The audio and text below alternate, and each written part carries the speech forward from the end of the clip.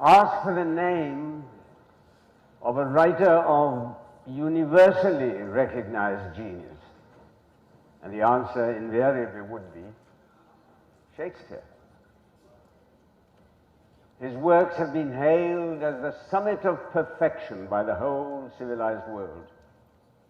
Our own great poet Iqbal, in his poem titled Shakespeare, writes, "तुझको जब दीदाए दीदार तलब ने ढूंढा, ताबे खुर्शीद में खुर्शीद को पिन्हा देखा। हिफ्ज़े असरार का फितरत को है ऐसा सौदा, राज़दां फिर न करेगा कोई पैदा ऐसा." Roughly translated, it means, when the searching eye looked at you, it saw the sun hidden in its own brilliance. Nature would never again create another like you. But why is Shakespeare Shakespeare? Or rather, why is Shakespeare uniquely Shakespeare? One reason is that though his plays were written over 400 years ago, they still resonate with remarkable clarity what it means to be human. Take any of his plays, the earliest grisly tragedy, Titus Andronicus, or Coriolanus, written much later. He is always in sympathy with human nature in all its degrees, in all its shapes, elevations, and depressions. You want to gain some understanding of jealousy? Read Othello. You want advice on the art of seduction? Read Richard III. You want to know something about fear, anguish, pangs of conscience? Read Hamlet. You want to know about the fate of kings? Listen to Richard II. Oh, for God's sake, let us sit upon the ground and tell sad stories of the death of kings, how some have been deposed, some slain in war, some haunted by the ghosts they have deposed, some poisoned by their wives, some sleeping killed, all murdered. For within the hollow crown that rests the temples of a king keeps death at court. Shakespeare crystallized thought into memorable sayings. There's no other writer to condense ideas and feelings into such memorable phrases, phrases that we use every day without ever thinking that it was he who first coined the phrase. What's done is done. 'Tis neither here nor there. This is the long and the short of it. For goodness sake. What the dickens is his name? Door, dead as a doornail, budge an inch, tower of strength, filled with the milk of human kindness, and on and on and on. Shakespeare's dramatic pattern lies not so much in the plot, but in the succession of episodes that mark the development of a story. It's in his poetry. His plots are vehicles less for suspense than for the revelation of characters. The dramatic pattern really lies in his poetry, in his constantly shifting narrative, constantly shifting subject matter, in his irony, in his wordplay. Allow me to give you one illustration of his wordplay. I once played Lucio, a fantastic, that is how he is described in the cast list of the play, called Measure for Measure. Now in this play, a young man called Claudio is sentenced to death by the acting governor for having made his fiancée pregnant. Lucio is his friend, so he wants Lucio to go and meet his sister and persuade her to meet the acting governor and plead for mercy. He then goes on to speak 2.5 lines, which Richard Rees, who was playing Claudio, didn't seem to be worried about, but they baffled me. For in her youth, there is a speech and there is a prone and speechless dialect such as move men. Now, I asked the director, Graham Murray, lovable director who knew his Shakespeare thoroughly well, and I asked him to please explain what these lines meant. And he did. He patiently explained that the word prone means inactive, lying flat, in retirement, or with a lover. But in this instance, it also means inactive, whether as proving men by her subtlety or her purity. That these 2.5 lines would be so loaded with double meanings, I would never have been able to grasp had I not been acting in the play. For in her youth, there is a prone and speechless dialect such as move men. This evening, I have picked a few passages from some of his plays to illustrate briefly how Shakespeare, or why Shakespeare, who was called an upstart crow by the literary establishment of his time, outshone all other dramatists of his age and many ages to follow, simply because of the unique manner he had of unfolding suffering, melancholy, obsession, passion, benevolence, venom, human failings, and human greatness. As You Like It is a most elegantly constructed and finely finished of his comedies. The Duke, the king that is, has been deprived of his throne by a usurper. So he and his retinue have taken refuge in the idyllic forest of Arden, where several romances blossom. Now, if you've read this delightful pastoral comedy, or seen this, you will recall that towards the end, all lovers are united, all misunderstandings are removed, and multiple marriages take place. And while these festivities are going on, news comes that the throne has been restored to the Duke because the usurper has admitted his guilt. Everyone's blissfully happy because their exile is at last over, except for the melancholy character Jaques, who would rather go back to the forest than to return to the glamorous life in London. It is the same Jaques who gives the oration of the famous 7 Ages of Man. Earlier in the play, when the Duke tells him that there must be lots of people living in conditions far worse than they are, he morosely observes,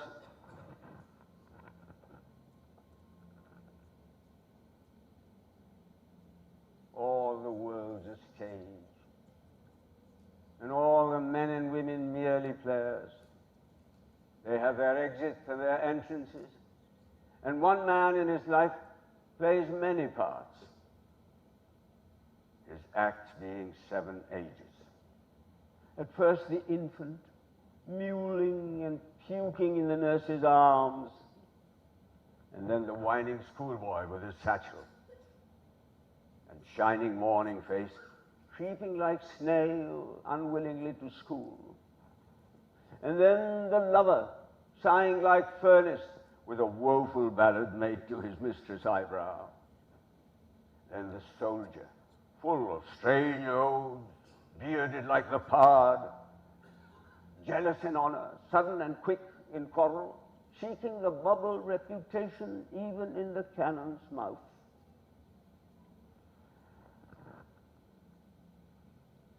And then the justice, in fair round belly, with good cape and line, with severe eyes, and beard of a formal cut, full of wise saws and modern instances.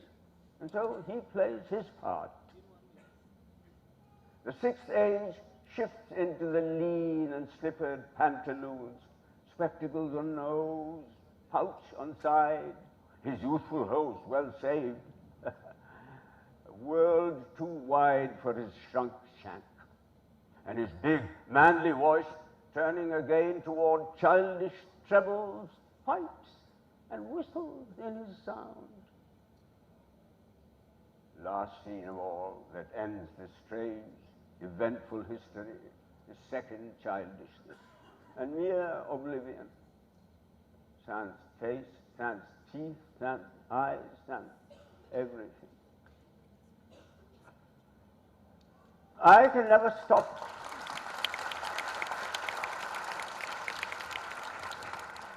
I can never stop being amused when I read this speech because, as you like, it was a text, my text when I was an undergraduate.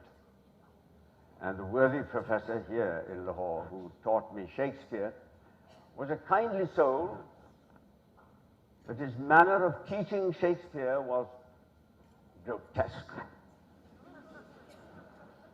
He would read a line and then translate it into what he called simple English, and then read the next line, and so on and on. The last scene of all, that is to say, when it is your last scene, that ends this strange, eventful history, that is to say, when the history book of your life comes to a close, the second childishness, that is to say, you become a child once again, and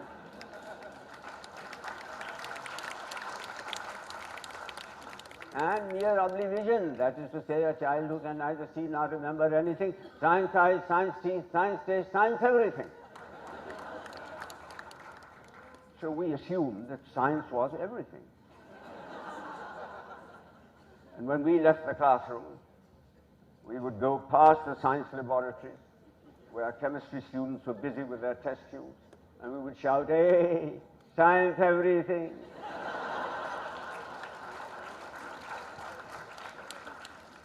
Juvenile humor can be very juvenile.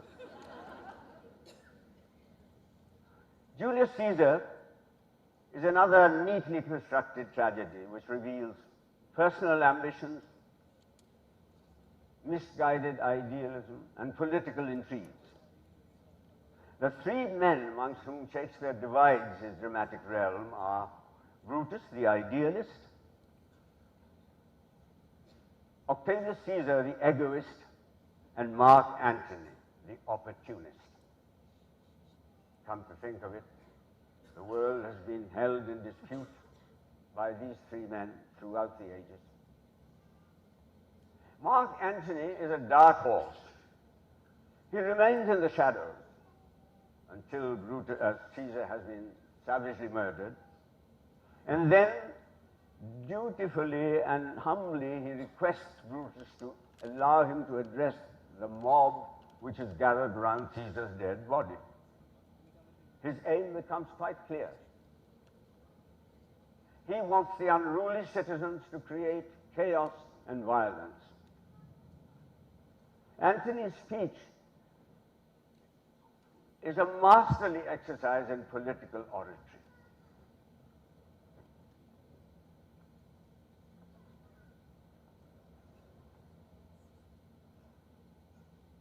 Friends, Romans, countrymen, lend me your ears. I come to bury Caesar, not to praise him. The evil that men do lives after them.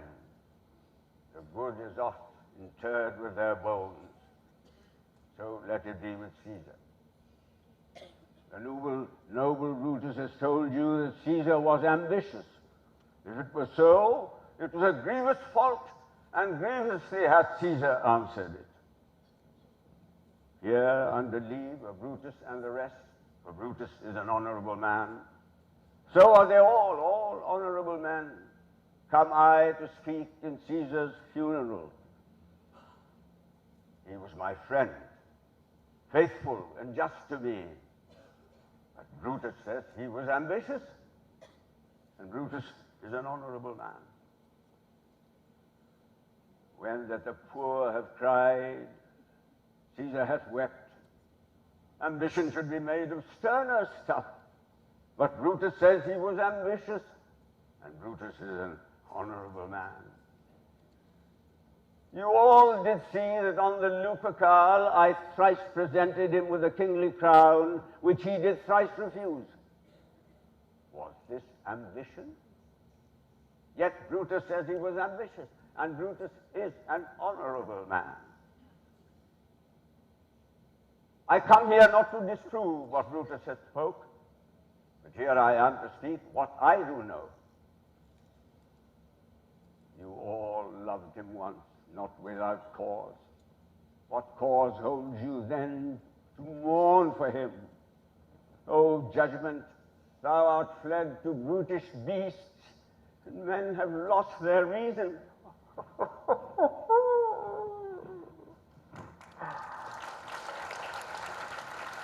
Bear with me.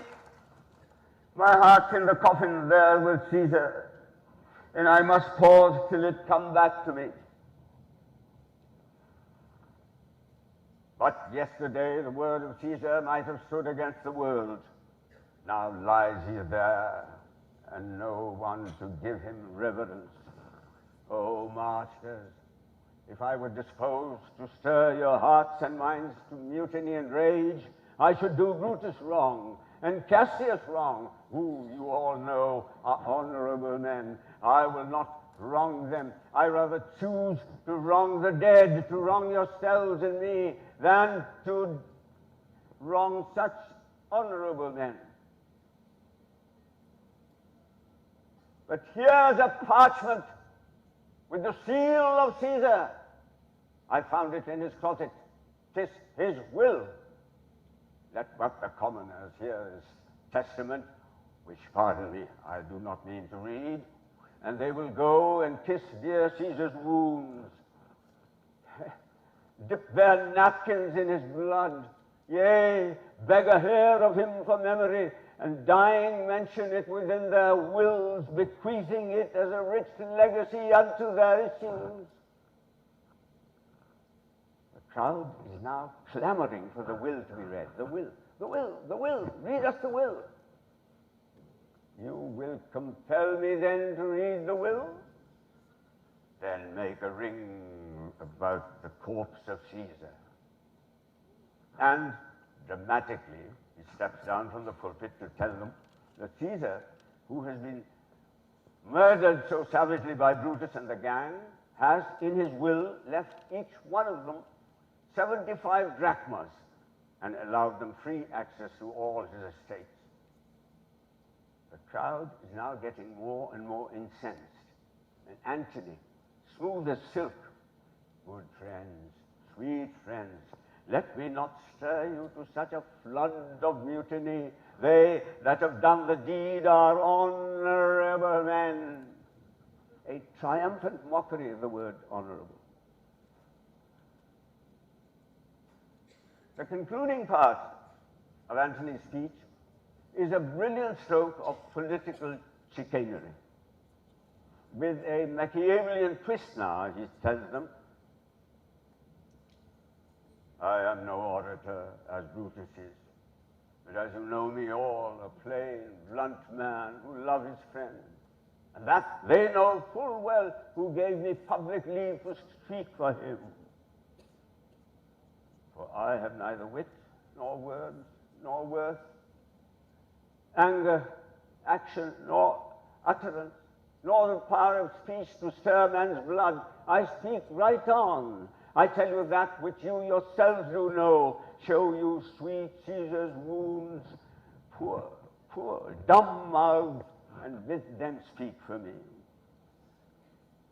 But were I Brutus and Brutus Antony, there were an Antony who would ruffle up your spirits and put a tongue on every wound of Caesar, that they should move the stones of Rome to rise and mutiny.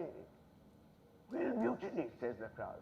We'll mutiny. We'll burn Brutus' house. Fire, kill. The crowd now leaves the forum, and Brutus and Antony smirks. Now let it work. Mischief thou art afoot, take what course thou wilt. The crowd now leaves the forum to kill and plunder. But the first victim of their anger is Cinna. Not Cinna the conspirator, but Cinna the poet who has nothing to do with Caesar's murder at all. He keeps protesting, I am Cinna the poet. I am Cinna the poet. Then kill him for his bad verses, shouts the crowd. And they tear him from limb to limb. This is the irony I spoke of.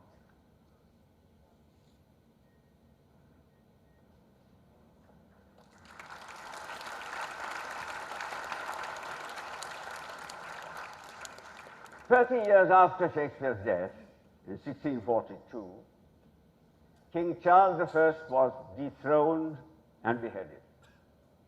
Royalty in England, after centuries, came to an end.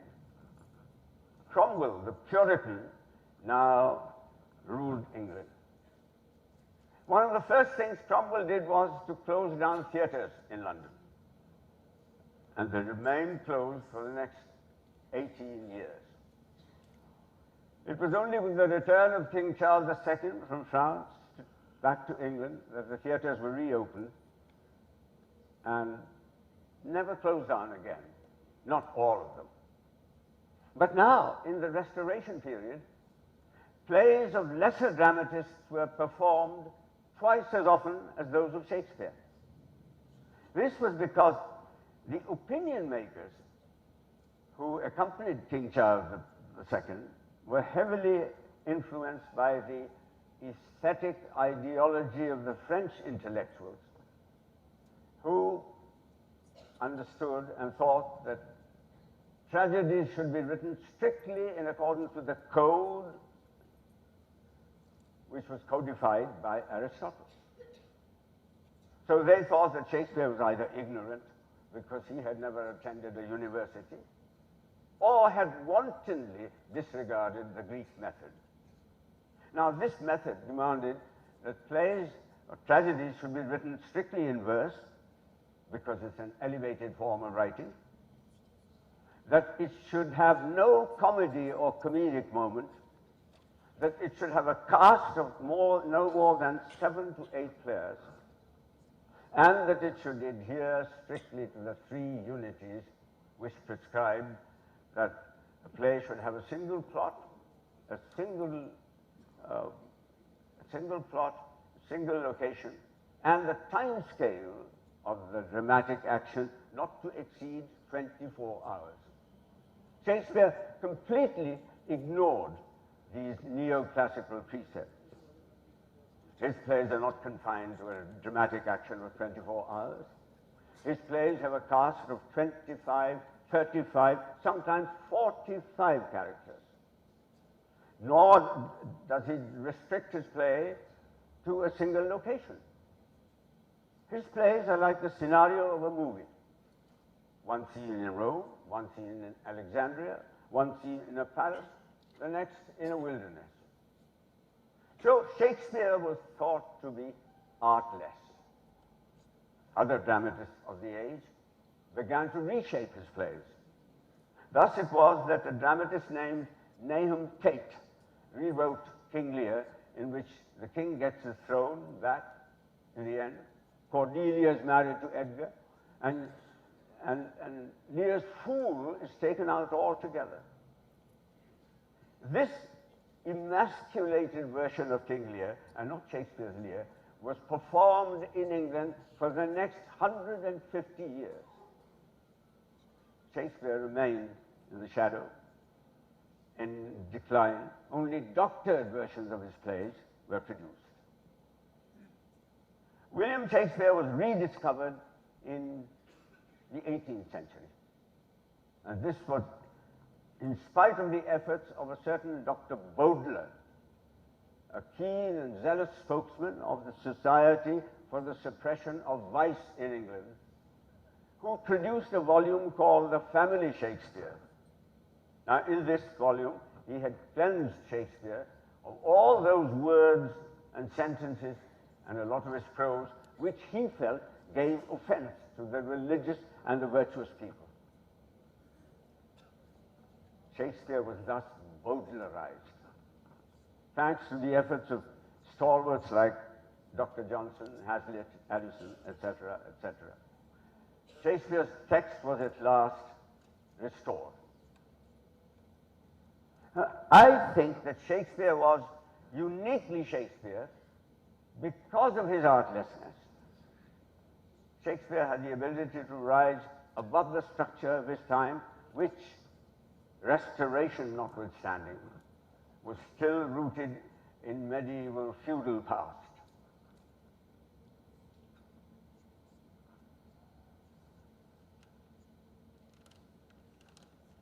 I also feel that if Shakespeare had not indulged in, quote, artlessness, unquote, we would not have had a Merchant of Venice, a Romeo and Juliet, a Julius Caesar and Antony and Cleopatra, a Coriolanus, a Macbeth, a Lear, King Lear, or a Hamlet. Students who read Shakespeare as part of their texts often tell me that they find his blank verse to be a terrible constraint. This is largely because they tend to read each line separately.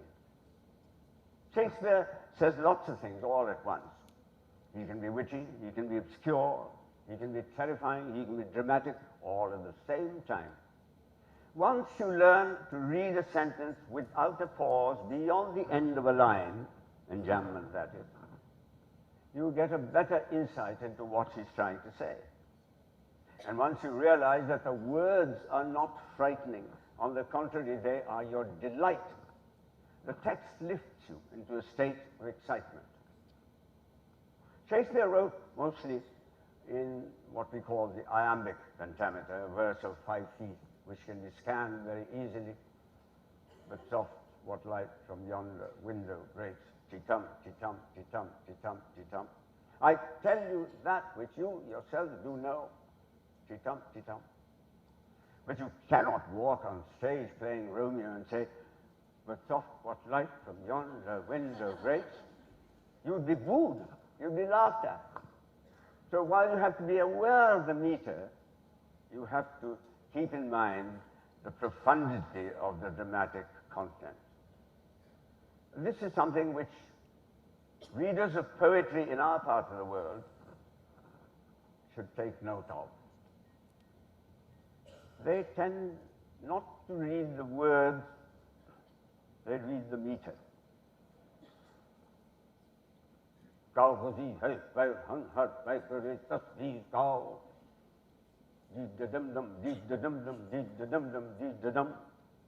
They're not reading words, they're reading the meter. Romeo and Juliet is a lyric tragedy. It's a love story. Like all love stories, the fate of the lovers is doomed. We know it. We know it before we sit down to watch the play, and yet when we watch it, we surrender to the passion and the beauty of its structure, and of course, superb love poetry. My bounty is as boundless as the sea. The more I give, the more I have. For both are infinite, says Juliet. And Romeo?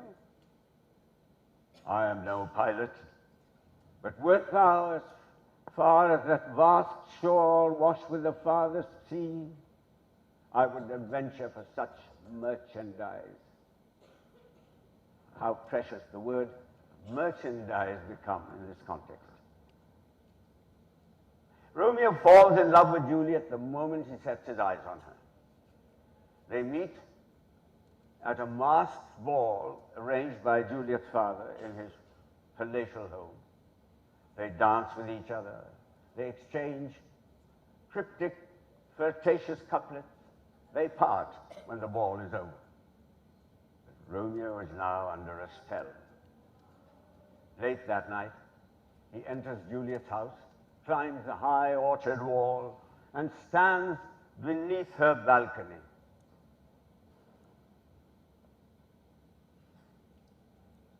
He jests at scars that never felt a wound.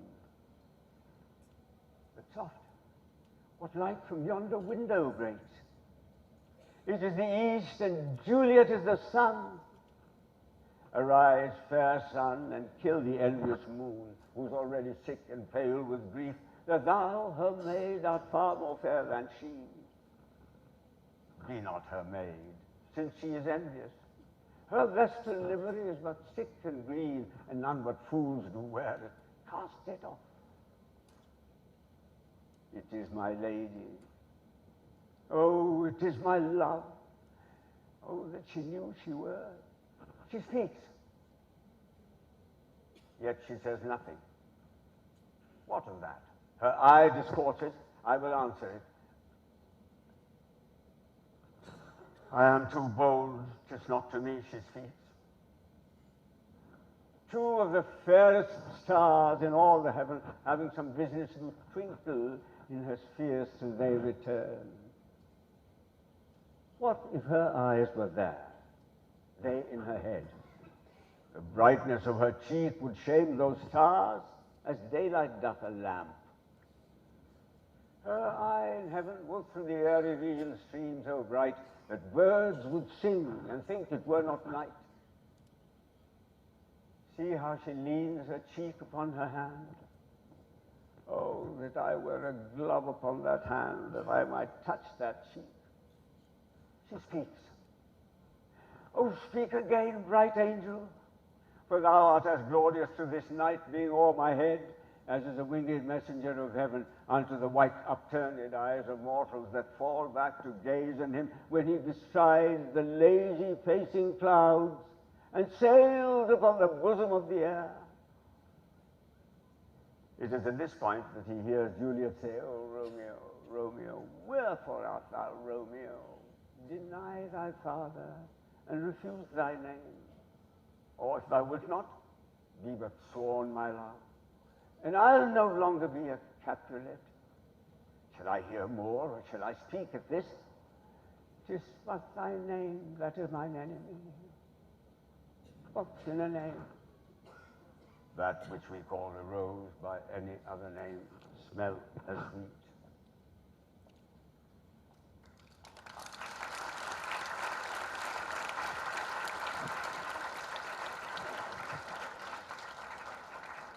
Within hours of their secret marriage, Romeo is banished from Verona because he has killed Tybalt, Juliet's cousin, in a fight.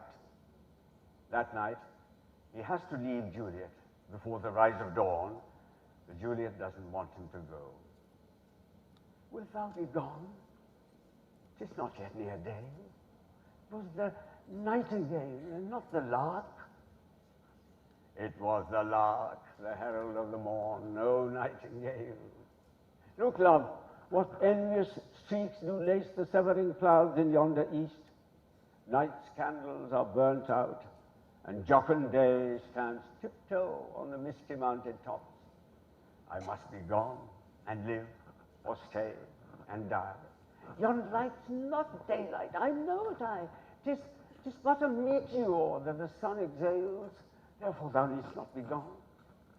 "Romeo, let me be ta'en, let me be put to death. I'll say, yon grey is not the morning's eye. 'Tis but a pale reflex of Cynthia's brow. Nor that was not the lark, whose notes do beat the vaulty heaven so high above our head. I have more care to stay than will to go. Come, death, and welcome. Juliet wills it so. It is high hence, be gone away." Divine poetry.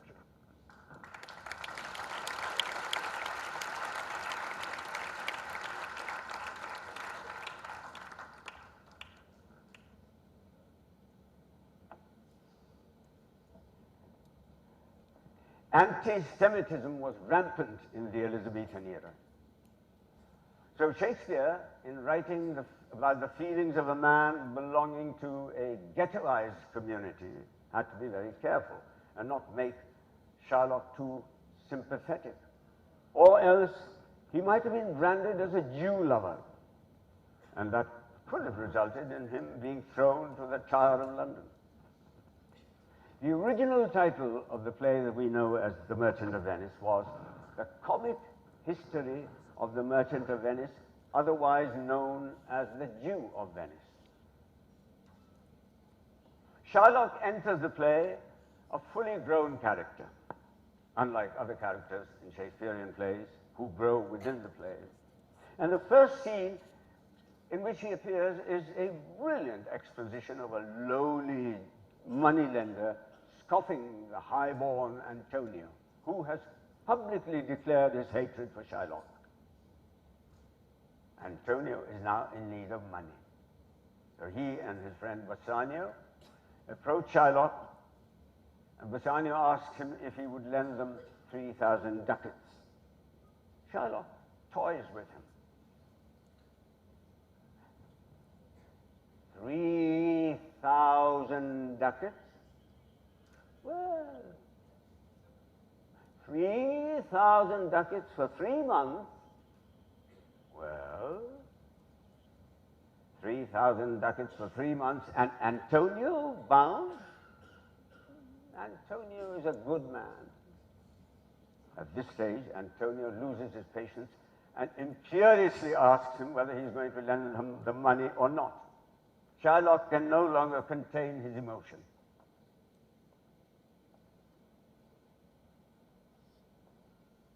Signor Antonio, many a time and oft in the Rialto, you have rated me about my monies and my usances. Still have I borne it with a patient shrug, for sufferance is the batch of all our tribe. You call me misbeliever, cutthroat, dog, and spit upon my Jewish gabardine, and all for use of that which is mine own. Well then, it now appears you need my help. Go to them. What should I say to you? Should I not say, hath a dog money? Is it possible a cur can lend 3,000 ducats? Or shall I bend low, and in a bondman's key, with bated breath and whispering humbleness, say this, fair sir, you spit on me Wednesday last, you called me dog another day, you spurned me such a day, and for these courtesies, I'll lend you thus much monies? Nevertheless, he does. He does lend him the money on the condition that if Shylock cannot pay it back within 3 months, he, Shylock, will not charge any interest, but take a pound of Antonio's flesh. Antonio agrees. Time passes. 3 months are over. Shylock is now wrapped in resentful sorrow because his daughter has fled from the house and taken all the valuables with her. But what galls him the most is that she has eloped with a Gentile. The only thought that gives him solace is that Antonio can no longer pay back his debt because his ships have been destroyed and he is a ruined man. So while he wanders through the marketplace, seething with frustration, a friend of Antonio taunts him about the pound of flesh and says, "What's that good for?" "To bait fish withal. If it will feed nothing else, it will feed my revenge. He hath disgraced me and hindered me 500,000, laughed at my losses, mocked at my gains, thwarted my bargains. And what's his reason? I am a Jew. Hath not a Jew eyes? Hath not a Jew hands, organs, senses, dimensions, affection, passion, fed with the same food, subject to the same diseases, healed by the same means? warmed and cooled by the same winter and summer as a Christian is? If you prick us, do we not bleed? If you tickle us, do we not laugh? If you poison us, do we not die? And if you wrong us, shall we not revenge? If we are like you in this, we shall resemble you in that. If a Jew wrong a Christian, what is his humility? Revenge. If a Christian wrong a Jew, what is his sufferance be? By Christian example, why, revenge. The villainy you teach me, I shall execute. And it will go hard, but I will better the instruction.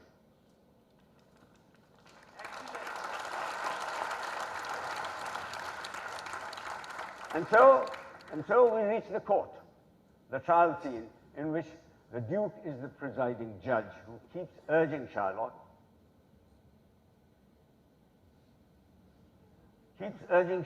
to be kind and forgiving.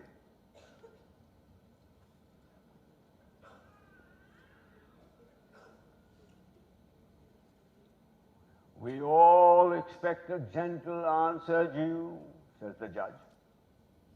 Shylock's response is, I have possessed your grace, or what I purpose, and by our holy Sabbath have I sworn to have the due and forfeit of my bond. If you deny it, let the danger light upon your charter and your city's freedom. You will ask me why I rather choose to have a weight of carrion flesh than to receive 3,000 ducats. I'll not answer that, but say 'tis my humour. What if my house be troubled with a rat, and I be pleased to give 10,000 ducats to have it baned? What are you answered? Some men there are, love not a gaping pig, some that are mad when they behold a cat, and some, when the bagpipe sings in the nose, cannot contain their urine. For affection, mistress of passion, sways it to the mood of what it likes or loathes. Now for your answer. As there is no firm reason to be rendered why he cannot abide a gaping pig, why he, a harmless necessary cat, why he, a woolen bagpipe, what of force must yield to such inevitable shame as to offend, himself being offended, so will I give you no reason, nor I will not, other than a lodged hate and a certain loathing I bear Antonio, that I follow thus a losing suit against him. The court is speechless. Shakespeare expresses through Shylock the centuries-old anguish of a persecuted community. Shylock's address to the court, the final address, is a beautifully judged condemnation of a system that allows for inequality among its citizens.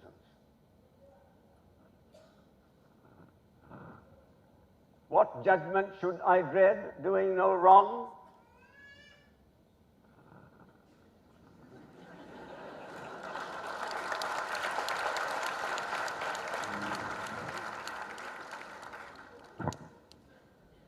What judgment shall I dread, doing no wrong? You have among you many a purchased slave, whom like your dogs and mules in your asses you use in abject and slavish parts because you bought them. Shall I say to you, let them be free? Marry them to your heirs? Why should they sweat under their burdens? Let their beds be made as soft as yours, and let their palates be seasoned with such viands. You will answer, the slaves are ours. So do I answer you. The pound of flesh that I demand of him is mine. It is dearly bought, and I will have it. If you deny it, fie upon your law. There is no force in the decrees of Venice. I stand here for judgment. Answer, shall I have it? But of course he does not have it. He was never meant to have it. Shakespeare wrote Shylock as a mingy, sleazy old Jew who tries to rise above his station and gets his comeuppance. But he did have the humanity and the sensitivity to express the anguish of a people who were considered to be the outcasts. And he did it in a manner which made it possible for writers of subsequent generations, writers and dramatists, to discover the voice of the outsiders, the excluded people.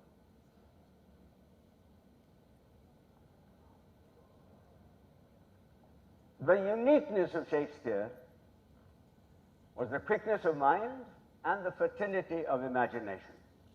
He would pick up a history book of Plutarch or the Holinshed and turn pages of it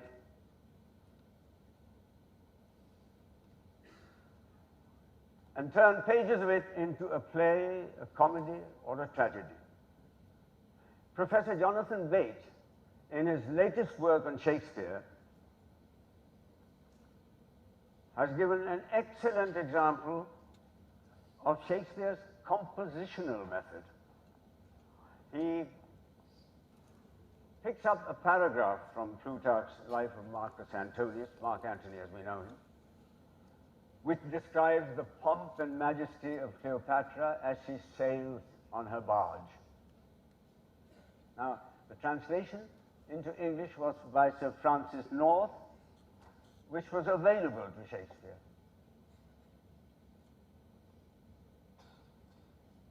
Before I go on, if anyone else wants to leave, kindly do so.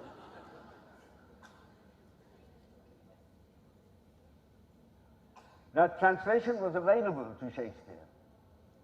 And I now I read the translation of that paragraph, Sir Francis North's paragraph. The poop whereof was of gold, the sails of purple, and the oars of silver, which kept stroke in rowing after the sound of the music of flutes. And now, for the person of Cleopatra herself. She was laid under a pavilion of cloth of gold, apparelled and attired like the goddess Venus commonly drawn in picture. And hard by her, on either hand of her, stood pretty fair boys, apparelled as painters do set forth the god Cupid, with little fans in their hands, with the which they fanned wind upon her. People ran out of the city to see her coming in, so that in the end, Antonius was left post alone in the marketplace in the imperial seat to give audience. Now, Shakespeare picks up every little detail about Cleopatra's pomp, the regal paraphernalia of the barge, and then with delicate and luscious strokes paints a picture which he assigns to Enobarbus, the battle-weary lieutenant of Antony, who describes the scene. The barge she sat in, like a burnished throne, burned on the water. The poop was beaten gold, purple the sails, and so perfumed that the winds were lovesick with them. The oars were silver, which to the tune of flutes kept stroke, and made the water that they beat follow faster, as amorous of their strokes. As for her own person, it beggared all description. She did lie in her pavilion, cloth of gold, of tissue, or picturing that Venus where we see the fancy outwork nature. On either side her stood pretty dimpled boys, like smiling cupids, with divers colored fans in their hands, whose wind did glow the delicate cheeks which they did cool, and what they undid, did.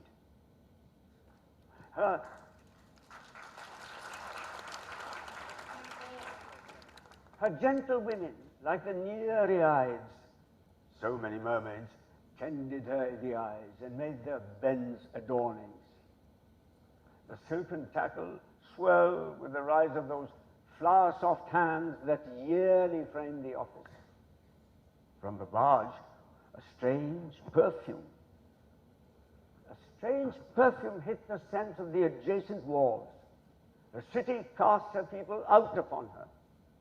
And Antony, sitting enthroned in the marketplace, did sit alone, whistling to the wind, which, but for vacancy, had gone to gaze on Cleopatra too, and made a gap in nature. Now, I find this to be heady, voluptuous poetry. Poor Antony, sitting on a throne, abandoned and reduced to the status of a mere spectator of Cleopatra's majesty, her magnificence. That love and pain have something to do with each other is a thought that Shakespeare develops later in the play, when Cleopatra compares the stroke of death to a lover's pinch, which, as she says, hurts and is desired. Lazzate azar. We in Urdu have hundreds of thousands of couplets on the theme of hurt and the desire to be hurt. Tu mashq-e naz kar, khoon-e do aalam meri gardan par. In Antony and Cleopatra, Shakespeare gives us the picture of a self-torturing soul. The Mark Antony of Julius Caesar, who's now become a middle-aged general, worldly wise, and a supreme military commander. His love and pain and passion for Cleopatra is his ruin. This play is so full of dramatic poetry that it's really hard to pick one passage, but for the sake of brevity, I picked the 6.5 lines spoken by Cleopatra when an informer tells her that Antony is dead.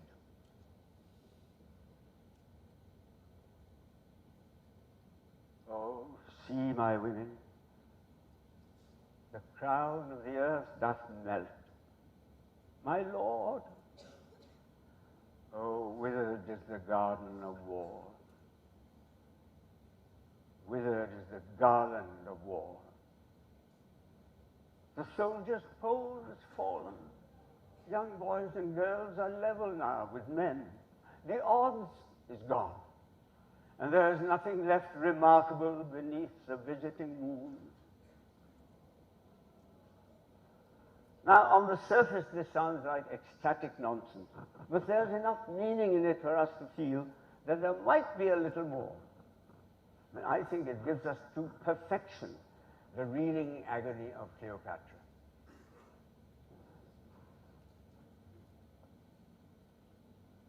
I now turn to a play which is about a man whose tragedy is within himself. I mean Hamlet, of course. A masterpiece of all masterpieces. The first of the 7 soliloquies by which we come into contact with Hamlet's mind is an exceptional number. Hamlet is stricken with grief. It's only a month since his father's death, a month in which his mother has rushed into marriage with his father's brother. Hamlet is full of anger and disgust. He doesn't know yet that his father has been murdered by his own brother.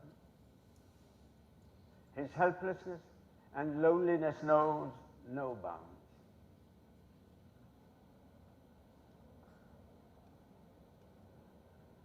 Excellent, sir.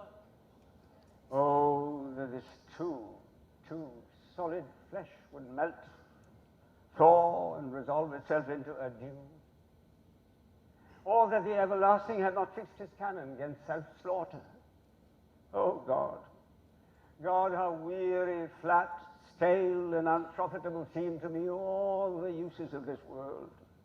Fie on't. Fie. 'Tis an unweeded garden that goes to seed. things rank and gross in nature possess it merely, that it should come to this. But 2 months dead, nay, not so much, not 2. So excellent a king that was to this Hyperion, to a satyr, so loving to my mother that he might not beteem the winds of heaven visit her face too roughly. Heaven and earth, must I remember? Why, she would hang on him as if increase of appetite had grown by what it fed on. And yet, within a month, let me not think on't. Frailty, thy name is woman.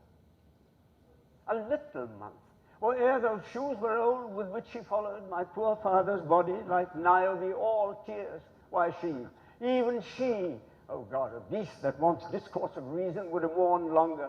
She married with my uncle, my father's brother, but no more like my father than I to Hercules, within a month. Yet the salt of most unrighteous tears had left the flushing in her galled eyes. She married, oh, most wicked steed, to post with such dexterity to incestuous sheets. It is not, nor cannot come to good, but break my heart, for I must hold my tongue.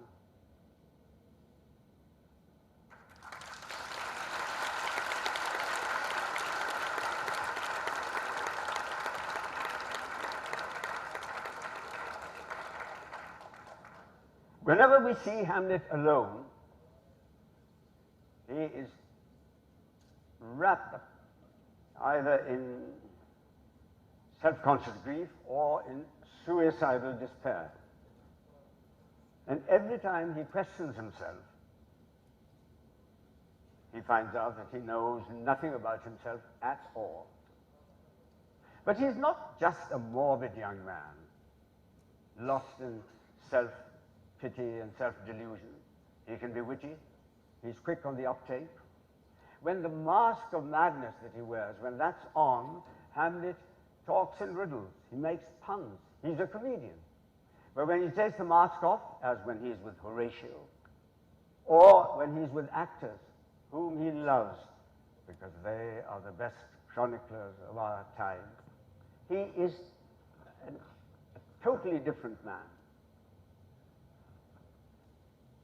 It's very odd that Hamlet, who is racked with doubt about everything else, knows for certain what actors are for. He loves the actors, but he does not like their bombastic style of acting.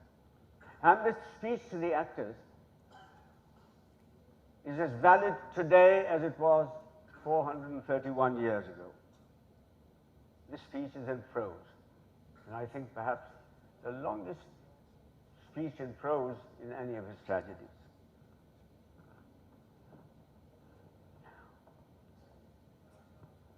Speak the speech, I pray you, as I pronounced it to you, trippingly on the tongue. But if you mouth it like many of your players do, I had as lief the town crier spoke my lines. Nor do not saw the air with your hands thus, but use all gently, for in the very torrent tempest, and I may say, whirlwind of your passion, you must acquire and beget a temperance that may give it smoothness. Oh, it offends me to the soul to see a robustious, periwig-pated fellow tear a passion to tatters, to very rags, to split the ears of the groundlings, who for the most part are capable of nothing but inexplicable dumb shows and noise. I would have such a fellow whipped for ordering termagant. It out Herod's Herod. Pray you, avoid it. Be not too tame neither. Suit the action to the word to the action, with this special observance, that you o'erstep not the modesty of nature. For anything so o'erdone is from the purpose of playing, whose end both at the first and now was and is to hold, as 'twere, the mirror up to nature, to show virtue her features, scorn her image, and the very age and body of time his form and pressure. Now this overdone or come tardy off, though it make the unskilful laugh, cannot but make the judicious grieve. The censure of the witch, by your allowance, always a whole theatre of others. Oh, there be players, and I've seen them play, and heard others praise, and that highly, not to speak it profanely. They, neither having accents of Christians, nor the gait of a Christian, pagan, nor no man, they have so strutted and bellowed that I had thought some of nature's journeymen had made men, and not made them too well. They imitated humanity so abominably. And let those of you who play your clowns speak no more than is set down for them, for there be of them that will themselves laugh, to set a barren quantity of spectators to laugh too. Though in the meantime, some necessary question of the play be then to be considered. That's villainous, and shows a most pitiful ambition in the fool that uses it. Go, get you ready.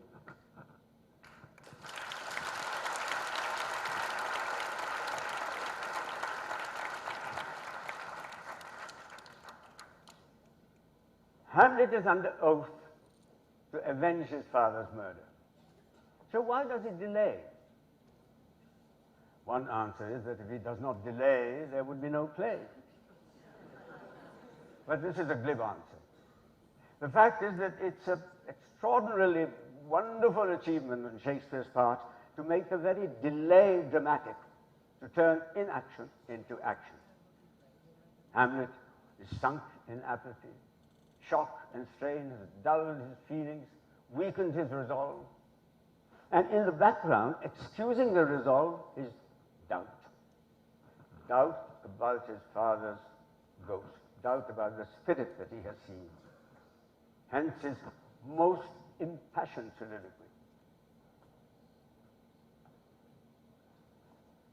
God be with you.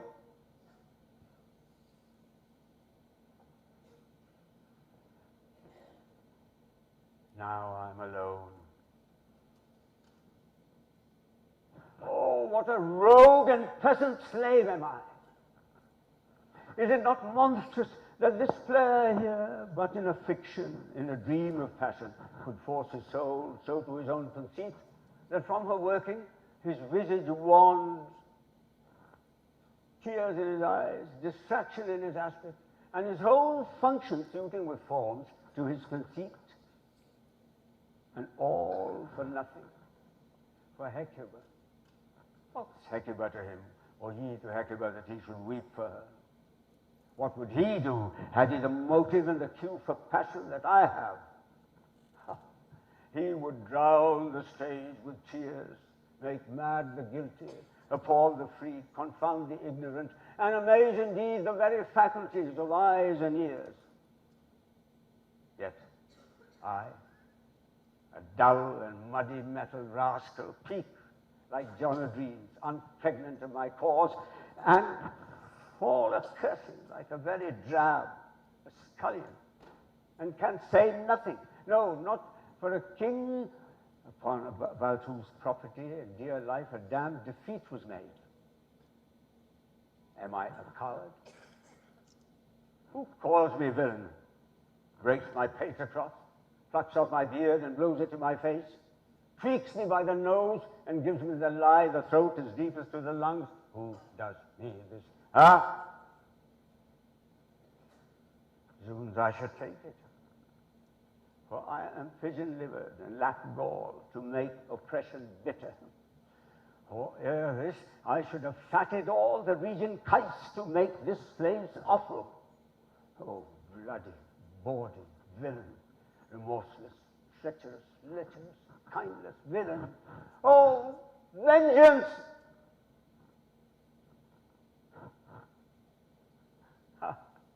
What an ass am I? Sure, this is most brave, that I, the son of a dear father, murdered, prompted to my revenge by heaven and hell, must like a whore unpack my heart with words, and fall a cursing like a very drab, a scullion, firepot, foe about my brains.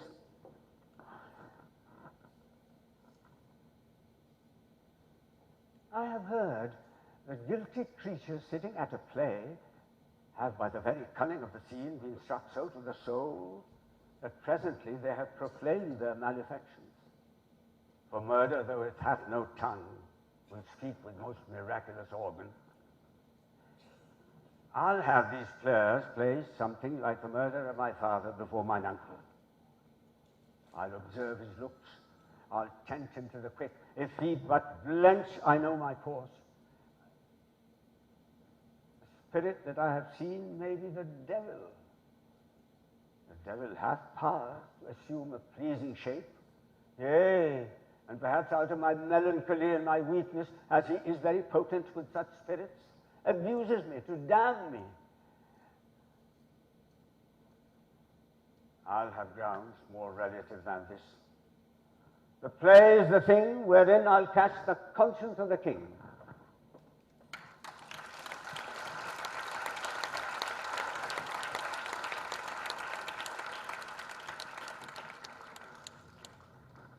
Hamlet is imprisoned in the castle.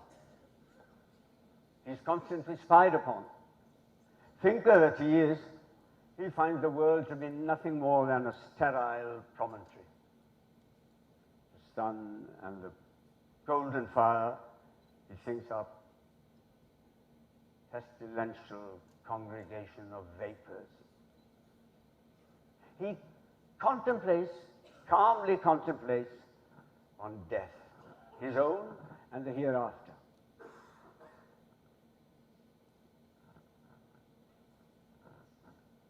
It is in this frame of mind that he speaks the world's most famous soliloquy.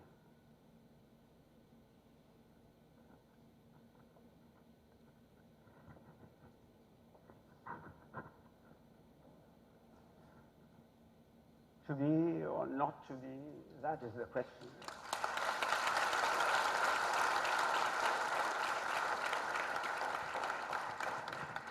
Whether it is nobler in the mind whether it is nobler in the mind, something. Prompt?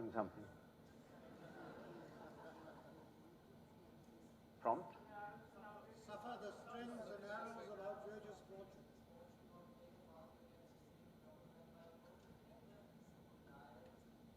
Whether it is nobler in the mind to suffer the slings and arrows of outrageous fortune, thank you, or to take arms against a sea of troubles and by opposing end them, to die, to sleep no more. And by a sleep to say, we end the heartache and the thousand natural shocks that flesh is heir to. 'Tis a consummation devoutly to be wished. To die, to sleep, perchance to dream. Aye, there's the rub. For in that sleep of death, what dreams may come when we have shuffled off this mortal coil, puzzles the will, and makes us rather bear those ills we have than fly to others that we know not of. For who would bear the whips and scorns of time, the oppressor's wrong, the proud man's contumely, the pangs of despised love, the oppressor's wrong, the insolence of office, and the spurns that patient merit of the unworthy taste, when he himself might his quietus make with a bare bodkin? Who would fardels bear to grunt and sweat under a weary life? But to the dread of something after death, the undiscovered country from whose bourne no traveller returns, puzzles the will, and makes us rather bear those ills we have than fly off to others that we know not of. Thus conscience does make cowards of us all, and thus the native hue of resolution is sicklied o'er with a pale cast of thought, and enterprises of great pith and moment with this regard their currents turn awry, and lose the name of action. Soft you now, the fair Ophelia, nymph, in thy orison be all my sins remembered.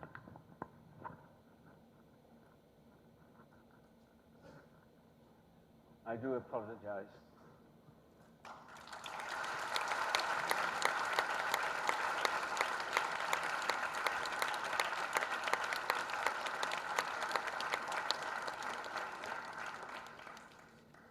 Shakespeare does marvels with Hamlet, who is neither mad nor sane. He is a man at war with himself, as we all are at times. This is why we identify with him. There's a Hamlet in all of us, and yet he is not like all of us, because he has the ability to, that passport, to travel through the twilight regions of the soul. Hamlet's adventure, which leads him to defeat, is heroic too. He has flung his whole life, weakness no less than strength,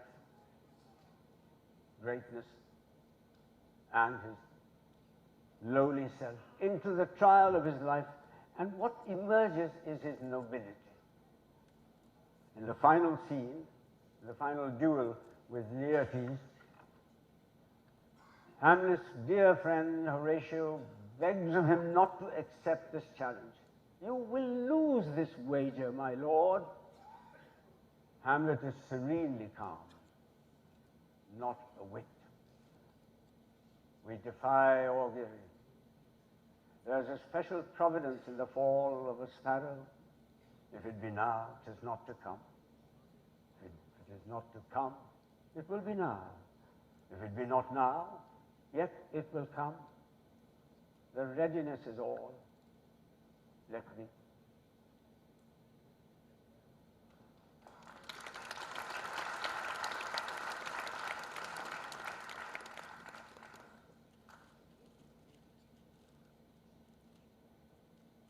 In the 20th century,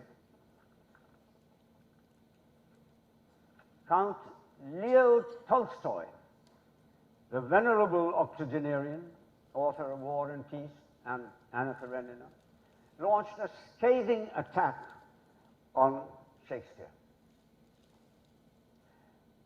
Before settling down to write his famous essay, Shakespeare and the Drama, he reread Shakespeare once again. He had already read them in German, in Russian, and in the original English. And if he at first thought that Shakespeare's works were bad and trivial, this time he condemned them to be the biggest evil. His wrath fell mostly on King Lear. He hated the play. He hated all the characters in the play. The paganism of the play blinded him to any virtue that this play might have. Professor Jonathan Bate thinks that this is because Tolstoy was now fourscore and upward. He had a mane of white hair and a long flowing beard, and he looked more like Lear than Lear himself. And he hated the play or plays because they foreshadowed his own death, which, as we all know, was tragic indeed. At the ripe old age of 80 plus, Tolstoy renounced his, abandoned and thrown out by his daughters from their dukely homes, drenched and pitiful, walks into a raging storm and gives us that tremendous speech.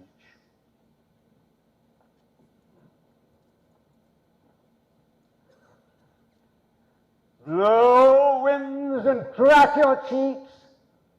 Rage, blow. You cataracts and hurricanos, spout till you have drenched the steeples, drowned the copse. You sulphurous and thought-executing fires, want couriers of oak-cleaving thunderbolts, singe my white head, and thou all-shaking thunder, strike flat the thick rotundity of the world, all Germans fill at once that make ingrateful man. Rumble thy bellyful, spout, fire, spit, rain. Nor fire, rain, wind, thunder are my daughters. I tax you not, you elements, with unkindness. I never gave you kingdom, called you daughters.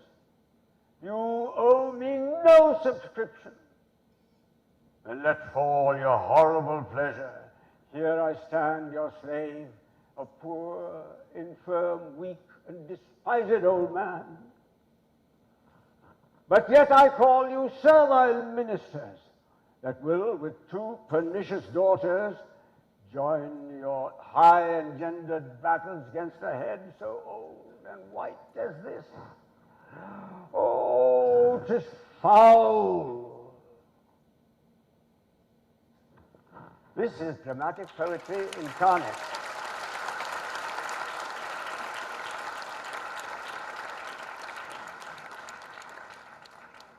Granville Barker, who has written the most, I think, definitive prefaces to Shakespeare, quite rightly observes that what moves us is the storm brewing within Lear. The force lent by his fellowship with it to the storm, devouring his mind, is what gives the scene its power. Lear is not scoffing the storm. He is egging it on. Because here Shakespeare gives you the opportunity, the actor the opportunity, to impersonate both Lear and the storm reflected in Lear. In the storm scene, and before that, Lear's language is strident, trenchant, full of venom. But towards the last act, when he has a reunion with his faithful daughter, Cordelia, his language acquires the simplicity of elegance.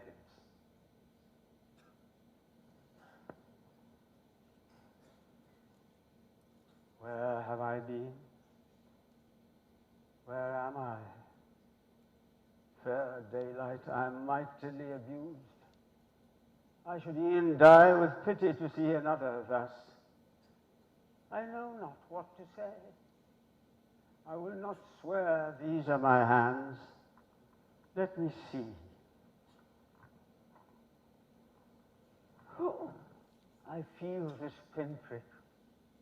Would I were assured of my condition. Pray do not mock me. I am a very foolish, fond old man, 80 and upward, not an hour more nor less. And to deal plainly, I fear, I am not in my perfect mind. Methinks I should know you and know this man. Yet I am doubtful, for I am mainly ignorant what place is this, and all the skill I have remembers not these garments, nor I know not where I did lodge last night. Do not laugh at me, for as I am a man, I think this child to be my daughter Cordelia. Tears are shed. Lear begs of her to forgive him. But before they can have or celebrate their reunion, Cordelia is wrenched away, taken to a prison, and murdered. In the last scene of the play, Lear comes onto the stage with the dead body of Cordelia in his arms. Howl, howl, howl, howl. Oh, you are men of stones. Had I your tongues and eyes, I'd use them that heaven's vault should crack. She is gone forever. I know when one is dead and when one is living. She is dead as earth. Lend me a looking glass, if that her breath should mist or stain the stone, why then she lives. My poor fool is hanged. Why should a dog, a horse, a rat have life, and thou no breath at all? Thou'lt come no more. Never, never, never, never, never.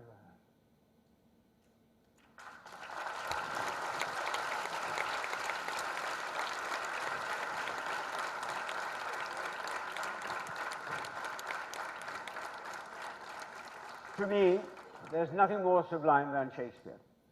I thank you for your kindness and for listening to me.